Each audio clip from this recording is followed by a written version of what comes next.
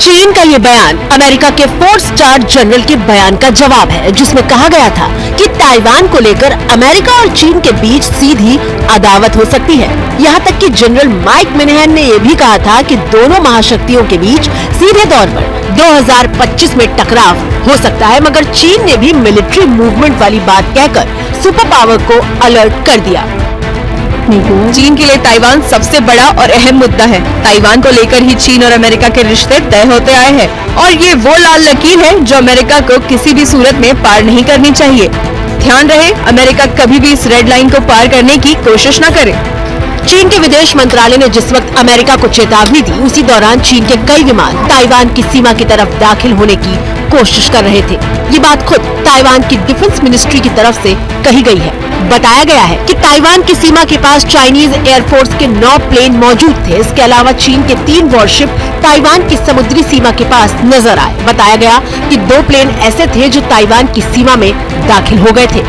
इसी दौरान चीन ने अमेरिका को वन चाइना पॉलिसी की याद दिलाई। कहा गया कि अमेरिका को ताइवान के मामले में जबरन दखल नहीं देना चाहिए। इसके अलावा अमेरिका जो हथियार ताइवान को दे रहा है, उन पर भी रोक लगानी चाहिए। चीन ने दोहराया कि ताइवान चीन का हिस्सा है, लेकिन साथ ही ताइवान पर कब्जे के दौरान सेना के इस्तेमाल की बात से इनकार नहीं किया। हम ताइवान का शांतिपूर्ण अधिग्रहण चाहते हैं, लेकिन हम ऐसा कोई वादा नहीं कर रहे हैं कि चीन सेना का इस्तेमाल नहीं करेगा। ताइवान के एकीकरण के लिए चीन के पास हर जरूरी कदम उठाने का अधिकार है। इसका मतलब साफ है कि चीन भी जानता है कि ताइवान को लेकर अमेरिका से टकराव मुमकिन है, इसलिए वो ब्लू बैटलफील्ड के अंदर पिछले कुछ वक्त से खुद को लगातार मजबूत करने की कोशिश कर रहा है। सवाल बेमानी नहीं है, क्योंकि जिस वक्त पूरी दुनिया कोरोना महामारी की चपेट में थी, उस दौरान भी चीन अपनी समुद्री ताकत को नए सिरे से सजाने और संवारने में जुटा हुआ था। और इसका सबसे नया सबूत अब सैटेलाइट तस्वीरों के जरिए सामने आया है। सैटेलाइट की तस्वीरें शंघाई के हुआंगडोंग शिपयार्ड की बताई जा रही है। दावा किया जा रहा है कि चीन यहाँ एक एडवांस ब्रिगेड बनाने की तैयारी कर रहा है और इसका काफी काम पूरा भी हो चुका है। जानकार मानते हैं कि चीन का ये ब्रिगेड बीजिंग के लाल सुल्तान के सनक का सबसे नया सबूत है, जिसमें वो फायर पावर के मामले में अमेरिका को काफी पीछे छोड़ने का सपना देख रहा है।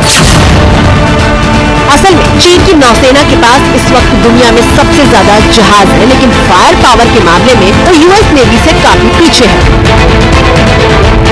शंघाई वाले शिपयार्ड की इन तस्वीरों को US submarine expert Tom Shugart ने पोस्ट किया है। उनका दावा है कि तस्वीरों में जो फ्रिगेट दिखता है, उसका ऊपरी हिस्सा टाइप 054A वाले वॉरशिप की तरह है, लेकिन ये पूरी तरह उस जैसा नहीं है।